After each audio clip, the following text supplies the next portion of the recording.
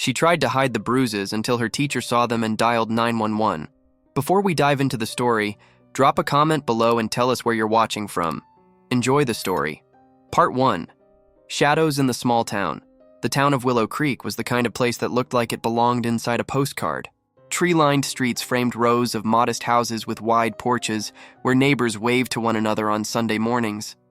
The old bakery on Main Street filled the air with the smell of warm bread, and children often rode their bikes down to the little park near the library. On the surface, it was quiet, safe, predictable. But beneath that picture-perfect charm, some stories remained hidden, too painful to be spoken about aloud. 8-year-old Lila Carter was one of those hidden stories. Lila had large, dark eyes that seemed to swallow everything she saw. She was a quiet child, the kind who rarely raised her hand in class and preferred sitting at the back of the room, doodling faint sketches on the corner of her notebook pages. She wasn't loud or disruptive, but there was something about her silence that carried weight. It wasn't the comfortable quiet of shyness. It was heavier, edged with a strange kind of fear. Her third-grade teacher, Emily Dawson, noticed it almost immediately at the start of the school year. Emily was 32 in her 5th year of teaching at Willow Creek Elementary, and she had always prided herself on being attentive. She didn't just teach spelling words and multiplication tables, she watched. She believed children carried unspoken stories in the way they held their shoulders, the tone of their laughter, the way their eyes darted when they thought no one was looking. From the very first week, Emily noticed that Lila never laughed when the other kids laughed. If someone made a silly face or if a joke rippled through the classroom, Lila's lips curved up only slightly, like she was afraid of being caught expressing joy. She often kept her sweater tightly pulled around her, even when the weather was warm. Most days, there was a faint bruise visible near her wrist or along her forearm, but when Emily gently asked about them, Lila would mumble something about falling or bumping into things. Emily didn't press too hard, not at first. Children fell, children bruised. It wasn't unusual. But as weeks turned into months, the signs became harder to ignore. One Monday morning in late October, Lila came to school with a gash just below her hairline, hidden under strands of her brown hair. Emily had spotted it when Lila bent over her desk, her hair sliding to the side. "Sweetheart, what happened there?" Emily asked softly during reading time, crouching by her desk. Lila's hand shot to her forehead instinctively, covering the mark. Her eyes darted toward the door, as if someone might walk in at any second. I tripped," she whispered. On what?" Emily pressed gently. The stairs," Lila said, her voice so low that Emily almost didn't catch it. She didn't elaborate further, and her little fingers clutched her pencil so tightly they turned white. Emily felt a chill, one she knew she couldn't dismiss. She remembered her training sessions about child welfare and mandatory reporting, but she also knew how delicate the situation could be. False assumptions could shatter families. Still, the unease settled in her chest like a stone. That afternoon, Emily stayed late, sitting alone in the quiet classroom as the autumn sun dipped behind the trees outside.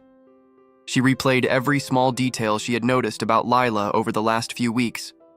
The way she flinched when someone raised their voice, the way she sometimes came to school without lunch, the 2 big clothes that looked like they hadn't been washed in days. Emily pulled out her notebook and began writing everything down, detail by detail. Something was wrong. She just didn't know how deep it went. At the Carter household, meanwhile, life was far from the postcard-perfect streets of Willow Creek. Lila's father, Daniel Carter, was a man who carried his bitterness like a weapon. He had once been a construction worker, but an accident had left him unable to work the same way again. The injury hadn't just taken away his job, it had taken away his pride. He spent long hours at home, pacing the small living room, drinking too much, his temper always simmering just below the surface. Lila's mother, Kara, was quiet and withdrawn, a shadow of who she had once been. She worked double shifts at a diner across town, leaving early in the morning and returning late at night, exhausted. Her silence was her survival strategy. She didn't fight Daniel anymore, didn't argue, didn't draw attention to herself. Sometimes she seemed almost invisible in her own home. That left Lila vulnerable. caught in the crossfire of Daniel's frustration and Kara's absence. Daniel didn't always hit her. Sometimes it was the words, sharp and cruel, that cut the deepest. But other times, his rage spilled over into bruises, the kind he told her to hide. "You don't tell anyone," he'd say, his voice a low growl. "You keep your mouth shut or else it'll be worse next time. Understand?" And Lila would nod, trembling, her little heart pounding. She learned quickly how to stay quiet, how to move silently through the house, how to disappear into corners. At night, she often curled under her blanket, clutching the small stuffed rabbit she had since she was a toddler, whispering to it as though it could protect her. But no matter how hard she tried to hide the truth, small cracks showed, at school, in her demeanor, in the marks on her skin. And Emily Dawson, with her sharp eyes and compassionate heart, had begun to notice. One Friday, as the leaves turned red and gold outside, Emily announced an art project for the class. "Today," she said, "I want you all to draw a picture of your home. It can be your house, your family, your pets, whatever makes home feel like home to you." The children eagerly pulled out crayons and markers, filling their pages with colorful houses, smiling stick figures, and sunny skies. But when Emily glanced over at Lila's paper, she felt her breath catch. Lila had drawn a small, crooked house with dark scribbles surrounding it. The windows were blackened, and a large, angry figure loomed at the doorway. In the corner of the picture, a tiny girl crouched, holding what looked like a stuffed toy. Emily crouched beside her. "That's interesting, Lila. Can you tell me about your drawing?" Lila froze, her crayon hovering above the page. She shook her head quickly. "It's nothing." She tried to flip the paper over, hiding it. But Emily had already seen enough. It wasn't just a drawing, it was a cry for help. That night, Emily sat at her kitchen table, the drawing spread out in front of her. She felt the weight of responsibility pressing down. She couldn't ignore it anymore. She needed to act. But she also knew the process wasn't simple. If she reported her concerns, Child Protective Services would get involved. Lila might be questioned, and the investigation could put her in even greater danger if not handled carefully. Emily closed her eyes, torn between fear of making the wrong move and the greater fear of doing nothing. Somewhere, in the dark silence of her small bedroom, Lila was probably lying awake, clutching that stuffed rabbit, hoping tomorrow would be gentler. And Emily knew, with certainty now, that she couldn't let this continue. Part 2. Whispers Beneath the Surface. Saturday mornings in Willow Creek were usually filled with the hum of lawn mowers, the smell of pancakes drifting from open windows, and children's laughter spilling into the streets. But for Lila Carter, Saturdays were something else entirely, a day of walking on eggshells. She tiptoed around the creaky floorboards of her small house, careful not to wake her father too soon. Daniel Carter had been up late the night before, drinking in front of the TV, muttering curses at the football game. When he drank, mornings were the most dangerous. His head would throb, his temper frayed, and the smallest thing, a dropped spoon, a too loud footstep, could spark an explosion. Lila kept her eyes down as she poured herself a bowl of cereal. Her mother, Kara, had already left for her double shift at the diner. The kitchen was silent except for the ticking of the old wall clock and the sound of Daniel snoring faintly in the living room recliner. She moved quickly, eating in small bites, listening for any sign that he was waking up. Her heart raced at every shift of his weight, every groan. When his eyes finally fluttered open, she froze. "What are you doing?" he growled, his voice thick with sleep and anger. Breakfast," Lila whispered. "Did I say you could?" His glare was sharp, a warning. She shook her head quickly, pushing the bowl away. Her stomach twisted with hunger, but she knew better than to argue. "Go clean your room," Daniel snapped. "And don't make a sound. I need quiet." "Yes, Daddy," she murmured, slipping away. Upstairs in her tiny bedroom, she sank onto the floor beside her bed, clutching her stuffed rabbit, the cereal still turning in her empty stomach. She pressed her face into its worn fur, whispering so softly even she could barely hear. One more day. Just one more day. Meanwhile, across town, Emily Dawson sat at her desk, staring at the stack of lesson plans she was supposed to prepare. But her mind wasn't on multiplication tables or spelling tests.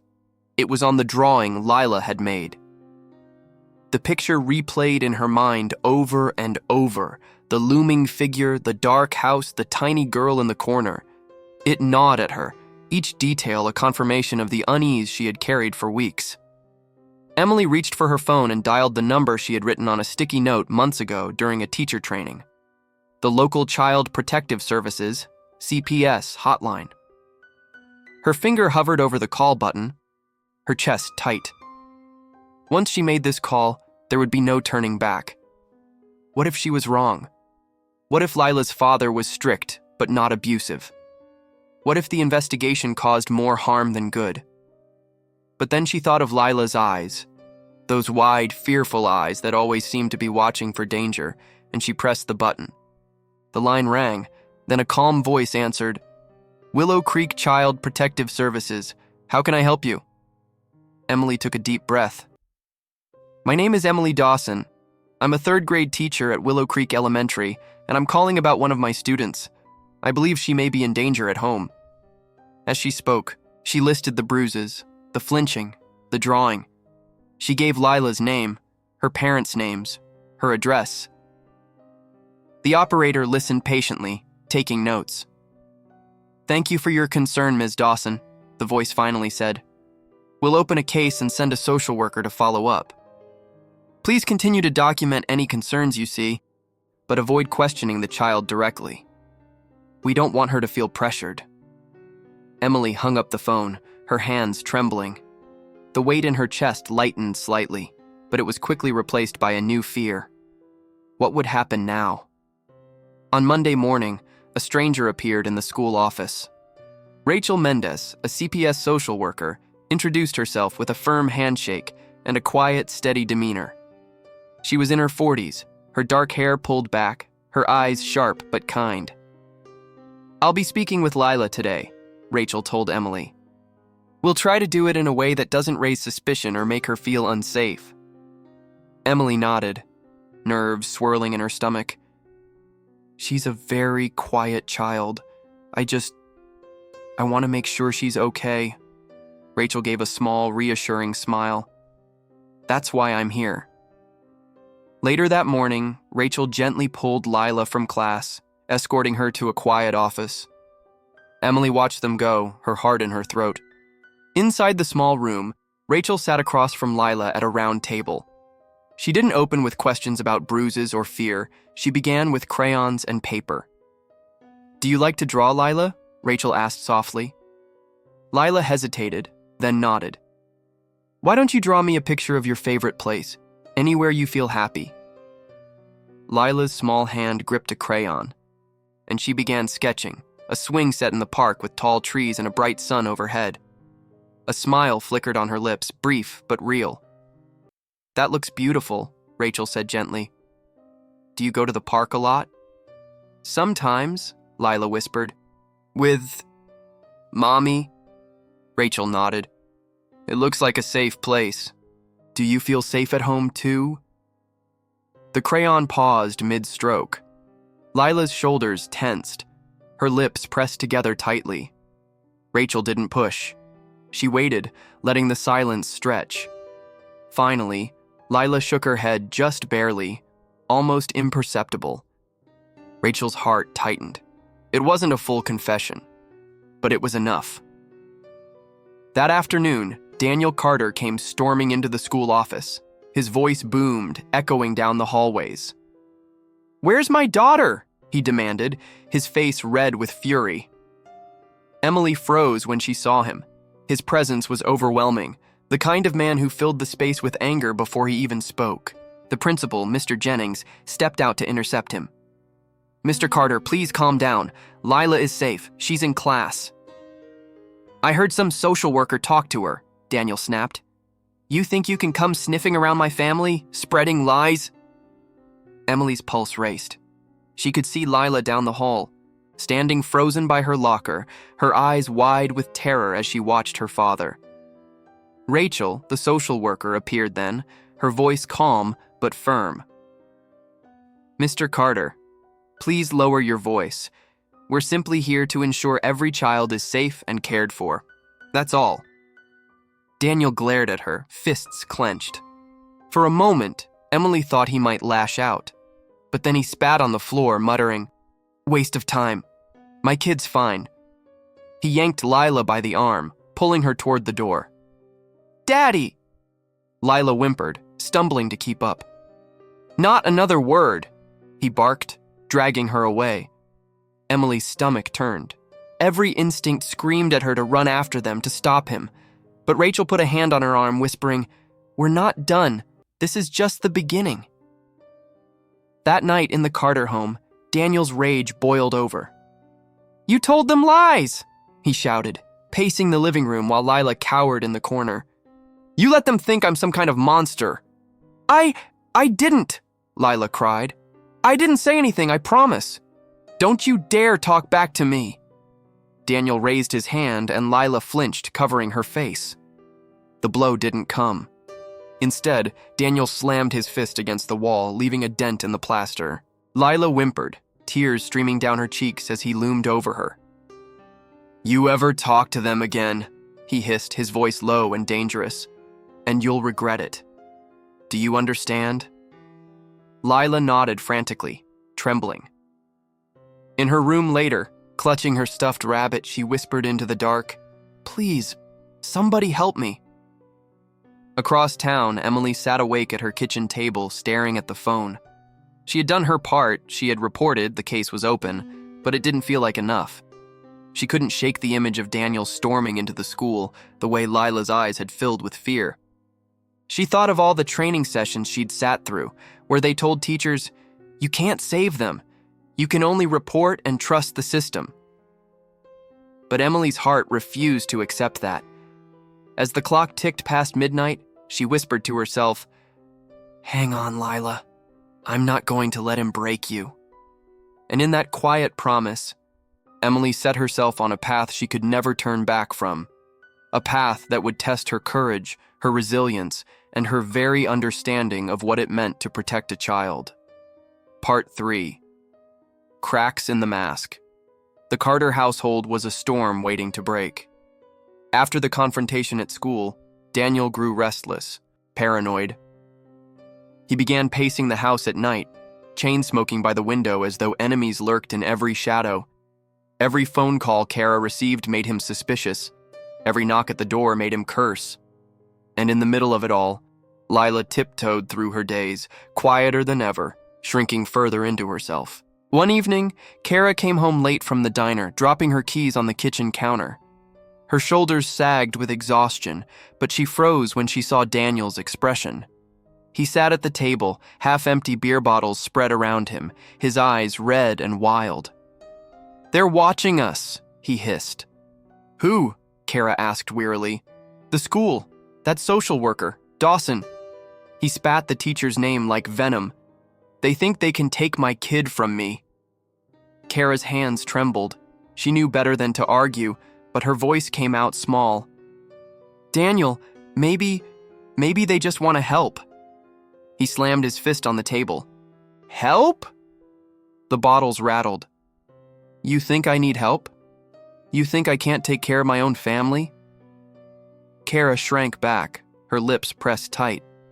She wanted to tell him he wasn't taking care of them, not really. But the words stayed trapped in her throat. Upstairs, Lila lay curled on her bed, her stuffed rabbit pressed against her chest. The walls carried her father's shouts, each one a reminder that safety was a foreign land she'd never visited. The next morning, Emily noticed the change immediately. Lila's movements were slower, her eyes glassy. She sat at her desk without opening her backpack, her hands limp in her lap. Emily knelt beside her. "Hey, sweetheart. Did you sleep okay?" Lila gave the smallest shake of her head. Her lips trembled like she wanted to say something, but when her gaze flicked toward the door, she clamped her mouth shut. Emily's chest ached. She wanted to scoop the girl into her arms and promise her safety, but all she could do was offer a gentle smile. "If you need anything, I'm here." Later that day, Rachel Mendez, the CPS worker, returned for a follow-up. She pulled Emily aside in the hallway. "He's stonewalling," Rachel admitted. "Your student's father is refusing entry to the home. He says everything's fine, that the child is clumsy. Without direct evidence, it's hard to press further." Emily's heart sank. "But you saw her. You know something's wrong." Rachel sighed. "I do. But the system moves slowly, Ms. Dawson. We have procedures, protocols. If we push too hard without proof, the case could get dismissed." Emily wanted to scream. Proof? Wasn't Lila's haunted silence proof enough? That afternoon, as Emily walked to her car, she noticed someone leaning against a fence across the street. Tom Bennett, the Carters' next-door neighbor. He was in his 50s, a retired postal worker with a weathered face and kind eyes. "You're Lila's teacher, aren't you?" he asked. "Yes," Emily replied cautiously. Tom glanced around, lowering his voice. "I probably shouldn't say anything, but I hear things. Through the walls, shouting, sometimes crying." Emily's pulse quickened. "From their house?" Tom nodded grimly. "The girl, she doesn't deserve that. I've thought about calling someone, but Daniel, he's the kind of man who holds grudges. And in this town, people don't like to get involved." "You should tell CPS," Emily urged. Tom shook his head. "They won't listen to me, but you're in a better position. Just don't let her slip through the cracks." Emily watched him walk away, her mind racing. This was confirmation. Someone outside the school had noticed too. The problem wasn't just in her head. Meanwhile, Daniel's paranoia deepened. That night, he confronted Kara again, his voice sharp. "They're talking to the neighbors now," he snarled. "They're turning everyone against me." Kara's voice trembled. "Daniel, please. You're scaring her." "She needs to be scared," he barked. "Better she learns to fear me than run her mouth to strangers." And with those words, he stormed upstairs. Lila scrambled into the corner of her room, clutching her rabbit. Her breath came in shallow gasps as his heavy footsteps approached. The door slammed open. Daniel stood there, his shadow filling the small space. "You been talking to your teacher?" "No!" Lila squeaked, shaking her head violently. "I didn't! I promise!" "Lies." His voice was low, dangerous. "If I ever find out you told anyone what happens in this house, you'll regret it." Tears streamed down Lila's cheeks. "I swear, Daddy, I didn't." Daniel's hand twitched at his side, then tightened into a fist. For a long, terrifying moment, Lila thought he would hit her. But instead, he slammed the door so hard the walls shook. Lila curled into a ball, sobbing silently, whispering the same prayer into the darkness. "Please, someone see me." The following week, Emily decided to act outside the lines. She began walking a new route home, one that passed by the Carters' street. She told herself she was just curious, just observant, but in truth, she was watching. One evening, she spotted Lila sitting on the porch steps, her arms wrapped around her knees, staring blankly at the ground. Emily slowed her pace. "Hi, Lila," she said softly. Lila's head snapped up, panic flashing in her eyes. She glanced toward the door as if expecting her father to appear. "It's okay," Emily reassured. "I was just walking home." Lila clutched her rabbit tighter, nodding without speaking. Emily wanted to sit beside her to tell her she wasn't alone, but the sound of a man's voice booming inside the house made her step back. "Take care, Lila," she whispered, forcing herself to walk away. Behind her, she heard the screen door creak open. She didn't turn, but she knew Daniel had come out, watching her retreat. That night, Emily couldn't sleep. She kept replaying the image of Lila on the porch, small and fragile, trapped in a house that was supposed to protect her, but instead kept her prisoner. The phone rang around 11 p.m., startling her. It was Rachel. "We've escalated the case," the social worker said. "We're filing a petition with the court for temporary protective custody.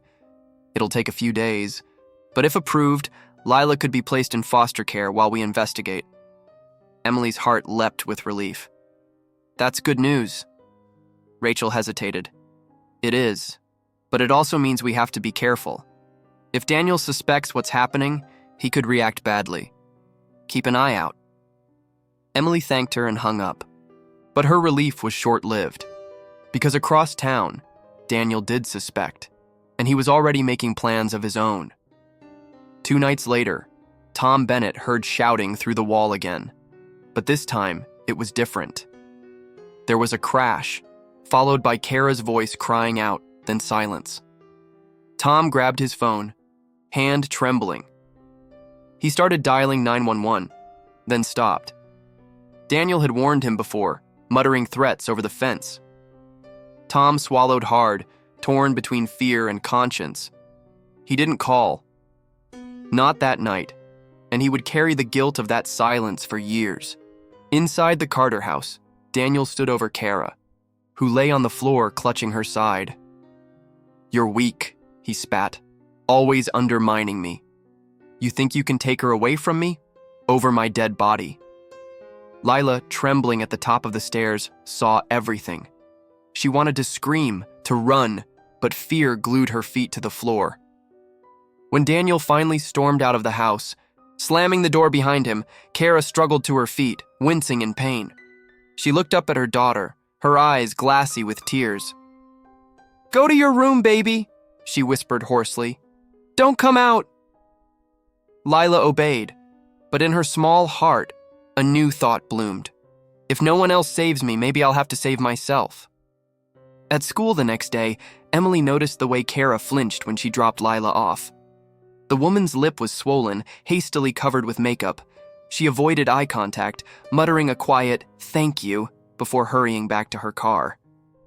Emily's resolve hardened. This wasn't just about Lila anymore. Kara was in danger too. That evening, Emily met Rachel at a coffee shop, sliding into a booth with urgency. "We don't have days," she insisted. "He's escalating. You need to act now." Rachel sighed, rubbing her temples. "I know. I'm pushing the petition through as fast as I can, but the court system moves too slowly," Emily cut in. "And in the meantime, that little girl is living in hell." Rachel looked at her, her voice firm. "Emily, I admire your heart, but you need to understand, if you interfere outside the process, you could jeopardize the case." Emily leaned in, her eyes fierce. "And if I do nothing, she might not survive long enough for the case to matter." The words hung between them like a dare. Rachel didn't answer. That night, the storm broke.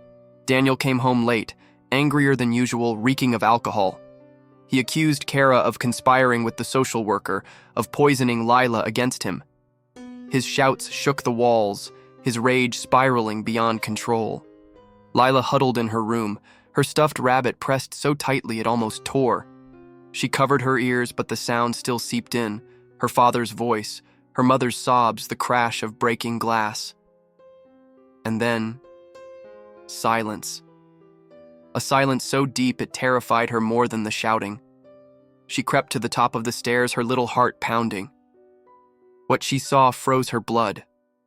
Her father stood in the living room, his chest heaving, his hand still holding the shattered remains of a bottle. Her mother lay motionless on the floor. Daniel turned slowly, his eyes locking on Lila. And in that instant, Lila realized she was no longer just afraid. She was in mortal danger. Part 4. The night of breaking. The house was too quiet, too still. Lila stood frozen at the top of the staircase, her small hands gripping the railing so tightly that her knuckles turned white. Below her, the living room lay in chaos. Broken glass glittered on the carpet, the coffee table overturned, her mother crumpled on the floor. For a terrifying heartbeat, Lila thought Kara wasn't breathing, but then she saw her chest rise faintly, shallow and weak. Relief washed over her, but it was short-lived, because Daniel Carter's eyes had found her. "You!" he growled. Lila's heart stopped. "Come down here," he ordered, his voice sharp as a knife. Her legs trembled, every instinct screaming at her to run back to her room, to hide under her blanket. But she knew better. Disobedience meant pain. Slowly, shakily, she descended the stairs, each step echoing like a drumbeat of doom. When she reached the bottom, Daniel grabbed her arm roughly, pulling her close. His grip was like iron, leaving red marks on her skin. "You've been talking to them, haven't you?" he hissed, his breath sour with alcohol. "The teacher, that social worker, you've been telling lies about me." Lila shook her head frantically, tears spilling down her cheeks. "No, Daddy, I didn't. Don't lie to me." His roar made her flinch so violently her teeth clacked together. From the floor, Kara stirred weakly. "Please, Daniel, stop." He turned on her with a glare that silenced her instantly. Then his attention snapped back to Lila. "You think they'll take you away from me?" he snarled. "No one's taking what's mine." Lila's breath came in shallow gasps, terror choking her. And in that moment, something shifted inside her, a desperate spark of survival.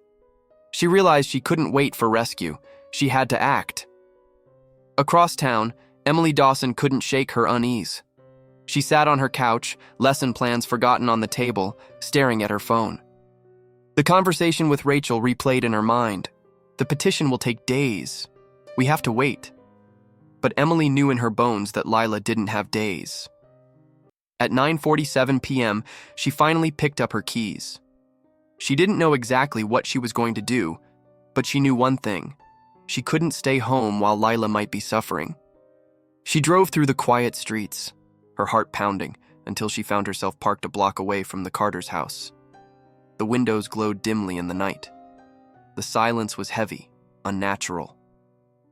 She gripped the steering wheel, debating whether to call 911 right then. But what would she say? She had no proof, just a feeling, a fear. Then she remembered Tom Bennett, the neighbor.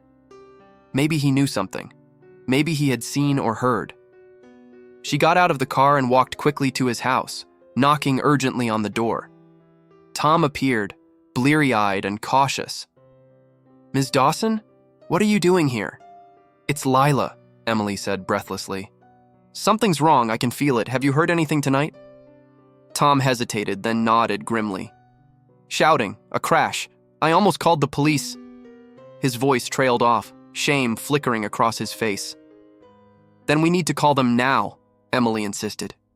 "Please." Tom swallowed hard, then reached for his phone. Inside the Carter house, the storm raged. Daniel dragged Lila toward the kitchen, muttering under his breath, a dangerous energy radiating from him. "They won't take you. They won't." "Daddy, please," she whimpered. "I promise I didn't say anything." But reason was gone from his eyes. He was a man consumed by fear and fury, spiraling beyond control. Kara, still weak, crawled across the floor, her voice hoarse. "Daniel, stop, she's just a child." "Shut up," he barked, his hand slamming against the wall. The sound made Lila flinch violently. For a moment, time seemed suspended.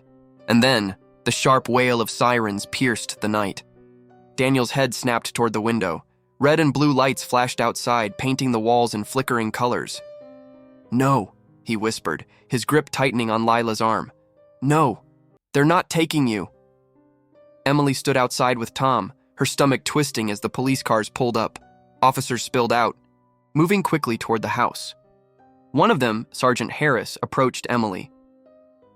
"Ma'am, did you make the call?" "Yes," Emily said, her voice shaking. "Her name is Lila Carter. She's one of my students. She's in danger." The officer gave a curt nod before signaling his team. They moved toward the house, weapons drawn, their voices commanding. "Daniel Carter, this is the Willow Creek Police. Open the door." Inside, Daniel's panic spiked. He shoved Lila behind him, his chest heaving. "They can't take you. You're mine." Lila trembled, tears streaming down her face. She wanted to scream for help, but fear sealed her lips. Kara, mustering the last of her strength, whispered, "Run, baby, run!" The command broke through Lila's paralysis. The instant Daniel turned his head toward the shouting outside, she bolted. Her small feet pounded across the floor, through the hallway, toward the back door. Daniel roared behind her, his footsteps thunderous. She fumbled with the lock, her fingers slipping, heart racing. Then the door burst open from the outside. 2 officers rushed in, their flashlights blinding. "Police! Step back!" Daniel froze, rage and terror warring in his eyes.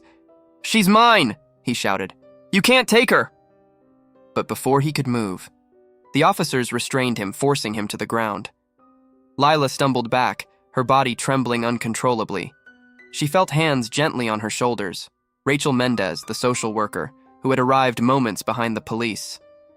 "It's okay, sweetheart," Rachel whispered, pulling her into an embrace. "You're safe now, you're safe."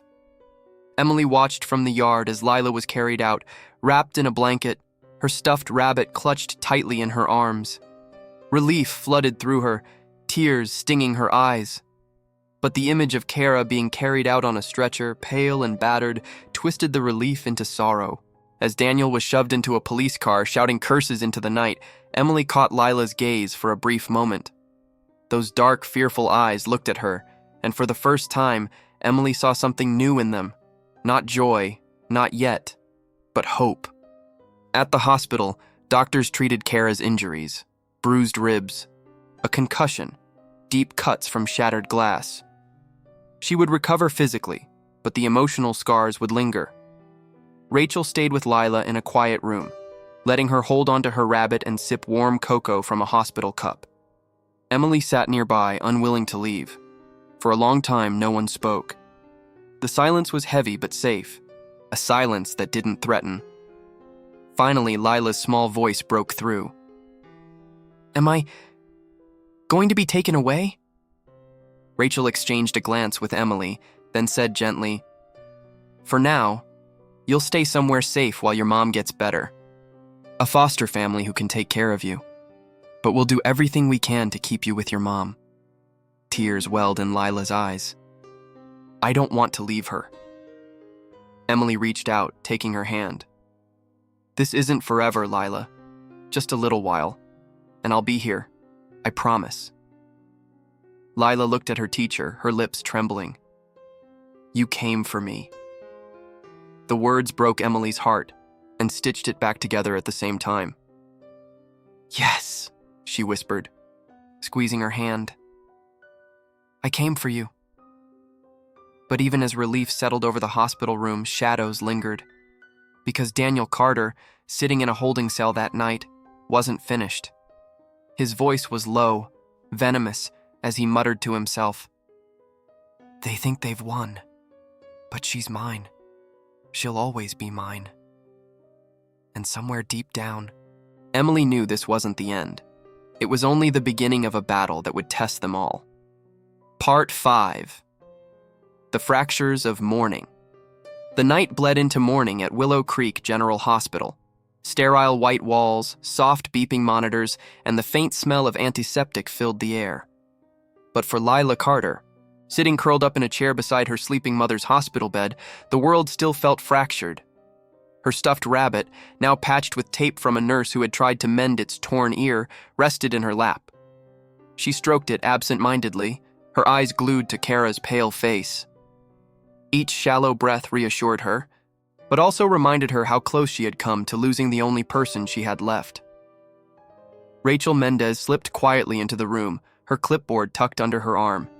Emily followed, carrying 2 steaming cups of hot chocolate. She set one gently on the side table near Lila. "Morning, sweetheart," Emily said softly. Lila gave a small nod, clutching the rabbit tighter. Rachel crouched beside her chair. "Lila, I need to explain what's going to happen today, okay?" Lila's shoulders tensed. "You're taking me away." "Not forever," Rachel said quickly. "Just for a little while, until your mom is well enough to take care of you again. You'll stay with a foster family who has looked after kids before. They'll make sure you have food, clothes, a safe bed." Lila's throat tightened. "But I want to stay with Mommy." Emily leaned in, her voice gentle but firm. "Your mom wants you safe, Lila. This is just for now, and I'll visit you. I promise." Tears welled up in the little girl's eyes. She pressed her face against Emily's sleeve, whispering, "Don't let him find me." Emily froze. Her heart broke at the plea. She wrapped her arms around her, whispering fiercely, "He won't. Not ever again." Meanwhile, across town, Daniel Carter sat in the county jail, his wrists shackled, his temper seething. The fluorescent lights hummed above him, amplifying the pounding in his skull. A public defender sat across the metal table, flipping through a thin case file.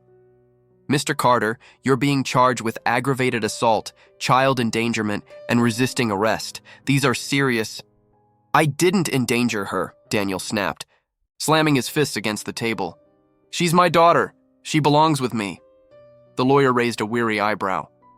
"The police found your wife unconscious and your daughter terrified. You're lucky they didn't add attempted homicide." Daniel's jaw clenched. He leaned forward, his voice dropping to a venomous whisper. "They think they can take her from me?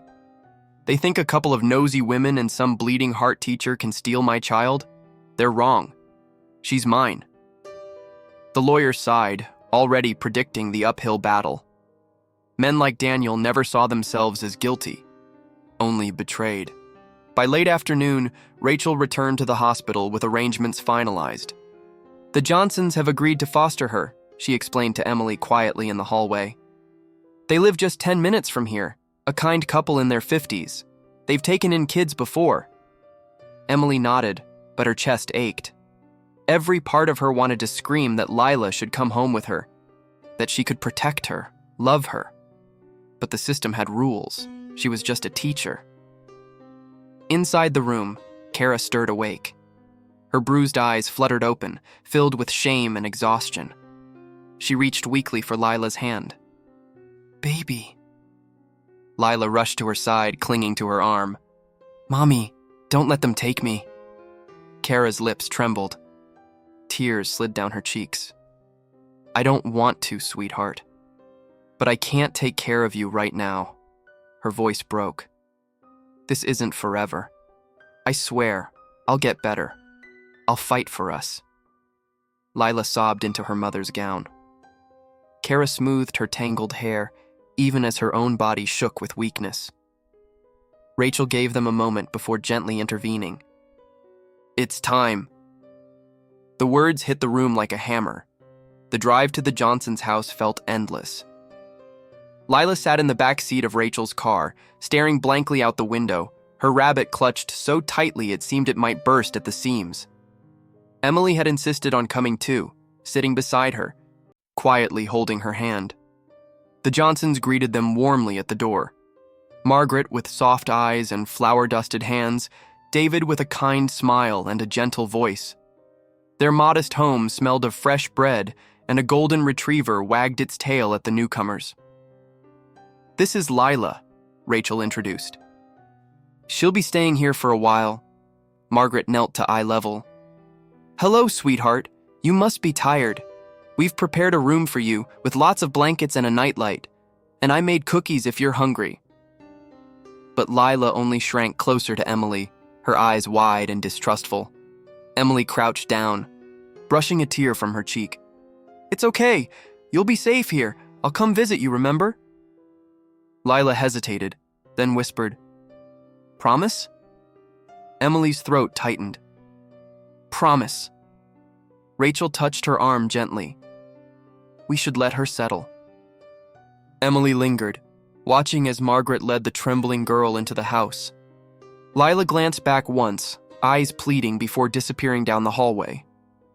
And Emily knew then, she wasn't just Lila's teacher anymore.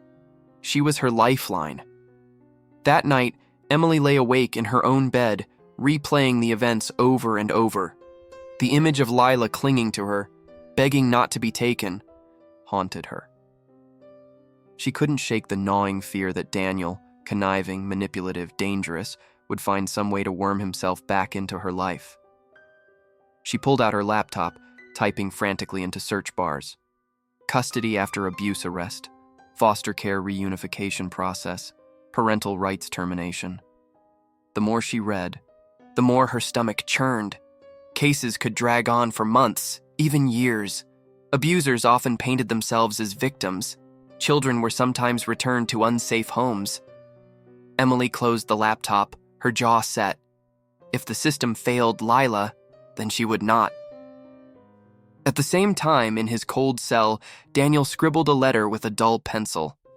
His handwriting was jagged, angry. "Lila, my baby girl," he wrote. "They've lied to you. They've stolen you from me. But I'll get you back, no matter what it takes. You're mine, and we'll be together again soon." He folded the paper carefully, his eyes burning with obsession.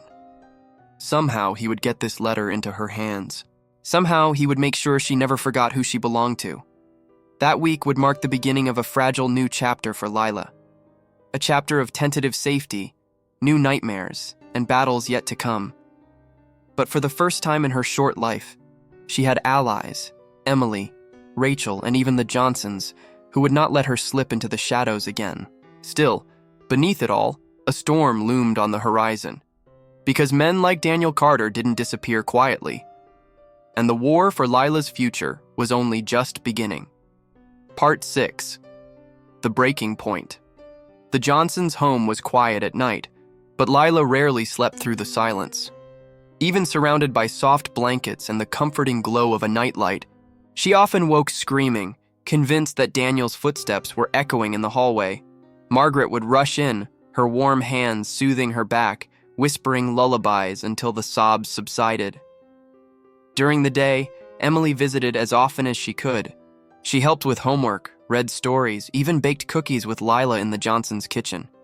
Slowly, a fragile bond formed. But Emily noticed that Lila never let go of her patched-up rabbit, as if the toy was the last barrier against a world that had betrayed her.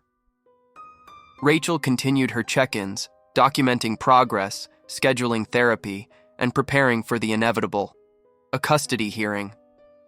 Daniel, despite his arrest, still had legal rights, and the court would decide whether he kept them. The letters. It started with one. Margaret found it tucked under the Johnsons' front doormat, sealed in a plain envelope. Inside was a handwritten note, scrawled in jagged letters. "Lila, my baby girl. They can't keep us apart. Daddy loves you. Soon you'll come home where you belong." Margaret turned pale when she read it. She brought it straight to Rachel, who filed a police report. But soon, more letters appeared, slipped through the fence, left on the porch, even one taped to the bedroom window. Each one grew more insistent. "Don't listen to their lies.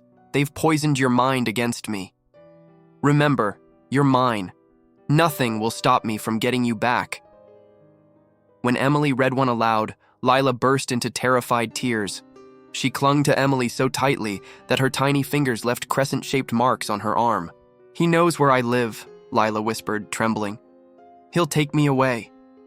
Emily pressed her close. "He won't, I promise." But inside, fear gnawed at her. The courtroom. 2 weeks later, the custody hearing began. The sterile family court smelled faintly of paper and coffee. Lila sat outside with a caseworker, too scared to enter. Inside, the tension was suffocating. Daniel sat in a pressed shirt, his hair slicked back, playing the part of a wronged father. His lawyer painted him as a man who had made mistakes, but loved his daughter deeply. They argued Kara's overdose proved she was unfit, and that separating Lila from her father would cause irreparable harm. Emily sat in the gallery. Her fists clenched. Rachel testified calmly, presenting photos, medical reports, and the letters. Kara, frail but determined, took the stand. Her voice shook, but her words were steady. "He doesn't love her. He controls her. He hurts her. If you send her back, you're giving her a life sentence of fear." Daniel smirked, shaking his head. Then, to everyone's surprise, the judge allowed Emily to speak. She rose, her heart hammering. "I'm her teacher," she said. "I saw the bruises. I saw the way she flinched when her name was called. I saw a little girl trying to disappear inside herself. Children don't fake that. They don't lie about fear this deep." Her eyes burned into Daniel. "If you give him custody, she won't survive it." For the first time, Daniel's confident facade cracked. His eyes narrowed, his jaw twitching with rage. The judge announced a recess. The breaking point. That night, as the Johnsons settled into bed, Emily stayed late to help Lila with a school project. They were gluing paper stars to a cardboard sky when the sound of shattering glass ripped through the house. The golden retriever barked furiously. Margaret screamed. Emily's head snapped toward the window. Shards of glass glittered on the carpet. A figure loomed in the darkness, climbing inside. Daniel. "Lila!" he shouted, his voice wild. "Come to Daddy!" Lila froze, paralyzed with terror. Emily shoved the little girl behind her, standing between them. "You're not taking her!" Daniel's face was twisted, his eyes bloodshot. "She's mine!" He lunged forward, but Emily grabbed the nearest thing, a heavy lamp, and swung it with all her strength. The crash echoed as it smashed against his shoulder, staggering him. "Margaret, call the police!" Emily yelled. Daniel recovered quickly, his rage uncoiling like a whip. He shoved the lamp aside and advanced again. "You think you can steal her from me? You think you can replace me?" His voice was venom. Emily held her ground, shielding Lila with her body. "She's not property. She's a child. And she deserves better than you." Sirens wailed in the distance, growing louder. Daniel grabbed for Lila, but Emily blocked him again. "Run, Lila!" she screamed. Margaret pulled the girl into her arms, rushing toward the back door. Police lights flooded the street. Officers stormed the house. Within seconds, Daniel was tackled, his arms pinned behind him as he screamed obscenities. Lila sobbed into Margaret's chest, trembling. Emily sank to her knees, her body shaking with adrenaline. Resolution. The next morning, Daniel Carter was charged with breaking and entering, attempted kidnapping, and violating protective orders. The custody battle was over before it truly began. His rights were terminated permanently. The judge's ruling was swift. Lila would remain in foster care until Kara recovered enough to take her back. In the meantime, Emily was granted visitation rights, recognized as a stabilizing force in the child's life. When the news was read in court, Lila clung to Emily, whispering through tears, "I don't have to go back." Emily hugged her tight. Never again. Epilogue. Months later, spring returned to Willow Creek. Kara, healthier and sober, sat in the Johnsons' garden with Lila on her lap. They were rebuilding step by step. The scars hadn't vanished, but hope had begun to take root. Emily visited often, bringing books, games, and her steady presence. Lila laughed more now, though she still kept her rabbit close. One evening, as the sun dipped below the horizon, Emily rose to leave. Lila ran after her, tugging at her sleeve. "Miss Hayes?" Emily crouched. "Yes, sweetheart?" "Thank you for seeing me," Lila whispered. "Nobody else did." Emily's throat tightened. She kissed the top of her head. "Always." As she walked away, Emily glanced back. The little girl waved, framed by the golden glow of twilight. A child no longer invisible, no longer voiceless. For once, the future felt possible. Final reflection. The story of Lila Carter was not just one of survival, but of recognition. It was a reminder that danger often hides in plain sight, and that the smallest signals, a bruise, a silence, a plea, can be cries for help. One teacher's attention had been enough to change the course of a child's life. And in that truth lay the deepest lesson. Empathy saves,